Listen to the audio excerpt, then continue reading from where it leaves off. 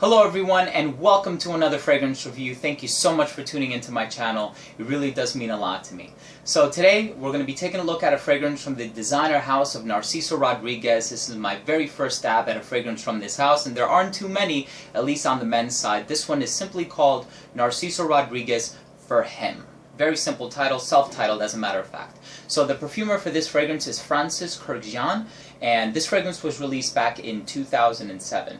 Now, I do want to mention before I begin the review that there is a women's version to this fragrance. I believe it was released in 2003, also done by Kurkdjian, actually the very first fragrance released from this house. Just make sure that when you're purchasing this fragrance, if you do indeed decide to buy this fragrance, that you're buying the one that says For Him on it. Although there are a few different flankers to this particular fragrance, just make sure you buy the one that says For Him. I know the women's version is a little bit taller, but it's also done by Kurkdjian.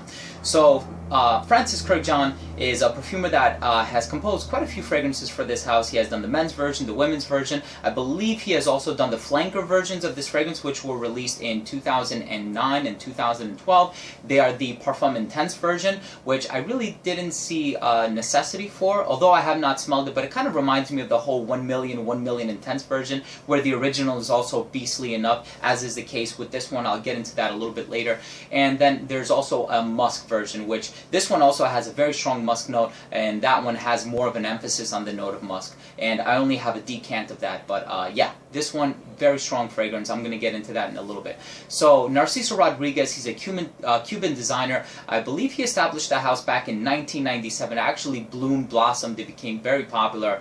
Celebrities wearing his outfits, all the way up to Michelle Obama, who actually wore a very controversial dress of his. And I believe in 2003 he released the very first fragrance, which is the women's fragrance, and then he has since come out with many fragrances for women. That's really when he dipped his toes into the fragrance industry. I believe they currently have 22 fragrances in their online database, and only 3 of those are for men. So you can tell that they're catering a little bit more towards the women's crowd, and it really started off with the dresses. So in 2002, 2003, I believe, is when they won the Design of the Year award for the dresses. So fragrances, not so much, but yes, they do cater a little bit more to the female crowd, but I think they did a knockout job with this fragrance. I would even go as far as saying that in many ways I would consider it a masterpiece. So I'm going to let you guys know what I think of this fragrance, but next up, let's take a look at the presentation for Narciso Rodriguez for Him. Narciso Rodriguez for Him is available in 3 sizes: 0.33 fluid ounces, which is a small travel size, 1.6 ounces, and 3.3 fluid ounces, which is the 100 milliliter size. That's the big one, and the one that you see here in front of you. Now, first off, let's start off with the box. It's a pretty simple box. It has the name of the company here in the front with For Him written right on top of that in an italicized font. Down here at the bottom, you have the concentration and the size. At the very bottom is where you have some pertinent information like the UPC code, the batch number, and whatnot. And then on the very back here you have the ingredients, nothing going on at the top. Pretty simple presentation. That has pretty much been it as far as the box goes. Now, I really do feel like the bottle is really the highlight of the presentation. You have this beautiful looking bottle. It's rather opaque in nature. You really can't see through it, and that's because the inside of it is actually painted this dark gray, almost silver color, so you really can't see how much juice is left in your bottle. And I've tried holding a flashlight up to it in lights of various different strengths, and I still can't see through to it. So I guess the only time I'll find out how much I have left or if it's done is when I actually run out of it. So you have the same thing written here in the front, Narciso Rodriguez for Him, nothing going on at the back. Down here at the bottom you have the information etched on there, should coincide with the ones found on the bottom of the box. And then the cap has this classic modern looking feel to it at the same time. It's rather contradictory, but it's still pretty cool. The atomizer for this fragrance actually works really well, really great distribution, and it spritzes out a lot of juice, and you can actually control the sprays and how much you want to spray, just like the Dior Homme bottles. I really like that about this fragrance. My only qualm is that the cap is rather difficult to take off. It does click into place, but the very first time I tried doing it, the bottle nearly fell out of my hands. That's how difficult it was to take off. But other than that, pretty cool, and not being able to tell how much liquid is left in the bottle, but I can deal with that. I'll live. And that has pretty much been the presentation for Narciso Rodriguez for Him. Now, I think that this is one of those fragrances that is very true to its note breakdown. You know, many times note breakdowns are nothing more than just marketing, you know, trying to make you think or imagine a particular note being in a fragrance when it actually isn't in there. I think this one is fairly accurate. So there are 4 listed notes. You have violet, you have musk, patchouli, and amber. And amber is you know, an accord that constitutes more than one note, but we'll get into that later. So I think that really what I get from this fragrance is a very dominant violet note, followed by musk, followed by a bitter herbal patchouli note. Now, I'm going to get this out there because I know it has been mentioned many times by the reviewers that people say this one smells like a wet sidewalk. And I can kind of see what people feel or are trying to say about that. I think from what I remember reading that this fragrance was meant to kind of evoke or resemble one of the 80s classic masculine fougere fragrances. And I gotta admit, violet is a very versatile note in the sense that it's masculine but feminine at the same time. But for me, I do have like this classic masculine association with the note of violet, and it comes across as very modern in this fragrance. So one word that I would really like to use to describe this fragrance is modern. So what I get, initial blast, is just a little bit of citrus, very, very tiny bit, almost as tiny of a bit as the amber that I get in this fragrance. But really, I think it's violet that dominates this composition. And I would like to shy people away from the mentality of the violet more so representing a blanket, because I don't think it really does. I don't think it really covers up the other notes to the point where it makes them like indecipherable, indistinguishable. I think it really just almost, if I can use the analogy of like a sandwich, where you have the different layers, the different ingredients, and I just think that violet is right out top, and it's the strongest one, but of course when you bite into it, you can taste all of the different ingredients, right? And it doesn't obscure them in that sense. Same way here. I think that the violet is very strong, and it's right out top, but you can still smell the musk and the patchouli as well. Not even into the dry dome, but in the opening as well. I think that this is a very musky fragrance, I don't think that the musk in here is of the heady animalic kind, so don't worry about it evoking images of like sweaty people or anything like that. That's not what you're going to get from this fragrance. The musk in here has a very clean smell to it, and it's not very animalic either. And I would like to compare it to another fragrance from the house of The Body Shop called White Musk. It's very clean in that same sense, so don't worry about it shying people off. I think that it still is very versatile in terms of wearings and occasions and how you're going to get perceived by others. Now, there is a patchouli note in the dry down here, but it's not of the like richer, denser, more chocolatey kind, like the dense, thick kind of patchouli. And I'm talking about fragrances like Xerjoff's Birdie, Noir Patchouli by Histoire de Parfum, Hindu Grass by Nasamato, even Noir de Noir by Tom Ford. No, it's not that kind of a patchouli. It's more like a Mancera Black Line. And I hate to use that as an obscure reference, but really that's the strongest connection that I can make. It's a very herbal, bitter, dirty and leafy patchouli, and I like it because it serves as a contrast with the clean musk. So you have the dirty patchouli and the clean musk, and it's really kind of like they neutralize each other.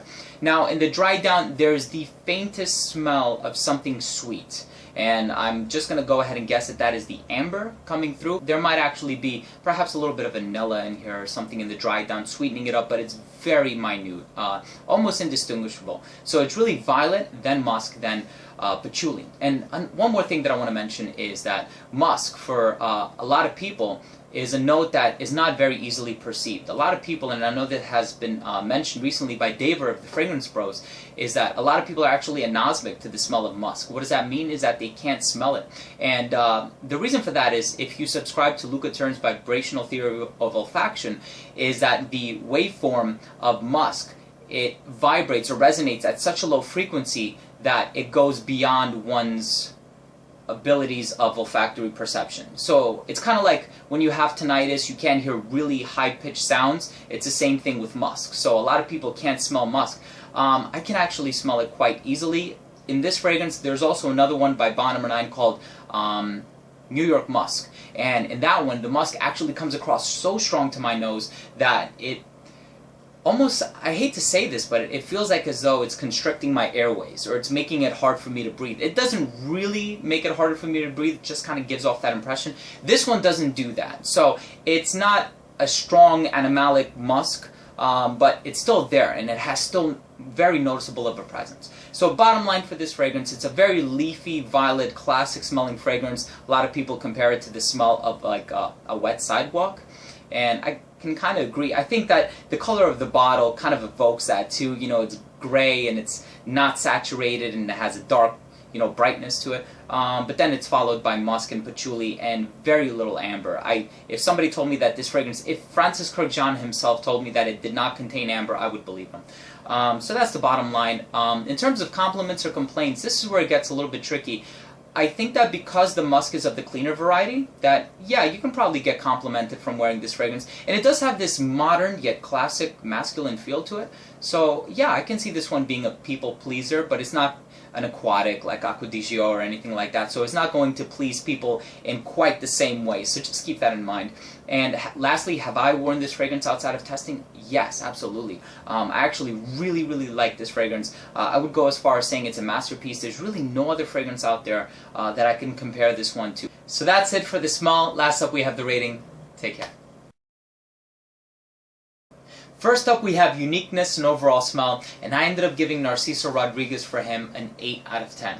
Now, I gave it an 8 out of 10, such a high mark, because I do think that this is a very unique smell. There isn't quite any other fragrance out there on the market that smells the way that this one does, of course, with the exception of the 2 flankers, which came out subsequently. But other than that, very unique fragrance. I do think that the fixative of musk was used very successfully. This fragrance lasts for a very long time, and I do think that a creative risk was taken, especially coupling the clean musk with the dirty patchouli. Very unique fragrance, doesn't smell quite like others do, and this fragrance also isn't very offensive. It's a rather inoffensive scent, so I ended up giving it an 8 out of 10. But just because of that unconventional quality, the fact that it is so different, it's really kind of in the air and ambivalent in terms of how people are going to perceive it, so that's why I ended up giving it an 8 out of 10 rather than a perfect mark. Next up, we have longevity. I gave this fragrance a 7 out of 10. Now, this is an eau de toilette concentration on my skin. I get 7 to 8 hours, more towards the 7-hour range, but that could be because I've been wearing it in the colder weather this past fall and definitely winter. I think that this could work very, very well in the summer, very versatile in that nature, but I ended up giving it a 7 out of 10. 7 hours is really the average on my skin. Next up, we have projection. Also gave this fragrance a 7 out of 10. Now, I feel like this projects within an arm's length, never really beyond an arm's length. I think for the first couple to 3 hours. It's not until the 6th or 7th hour that this starts to sit closer to the skin. Not ever really becoming a skin scent, but yeah, it does start to die down a little as it goes along. But I ended up giving it a 7 out of 10 for projection. Next up, we have versatility. I gave this fragrance an 9 out of 10 as a matter of fact.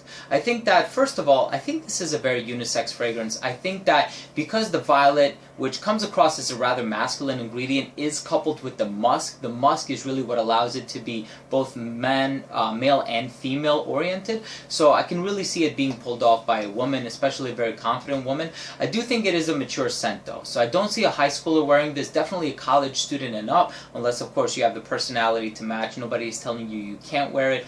Just a recommendation. I think in terms of seasons, it can work year-round. The compositional nature really makes this fragrance suitable for hotter weather. The performance really allows it to be worn in the colder weather. Like I said, it's not the best performance, but it's above average. And I think that in terms of social scenarios, it can be worn dressed up, dressed down, casually. I probably wouldn't wear this on a night out though, just because I tend to pick the more sweeter fragrances for a night out, the ones with more of like a playful nature to them. I really feel like this fragrance lacks that, but very versatile. I gave it a 9 out of 10.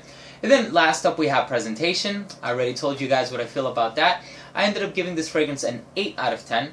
And then that brings this fragrance to an overall rating, or an average score, of 7.8 out of 10. So there you have it, guys. Thank you so much for watching. That was my review of Narciso Rodriguez for him.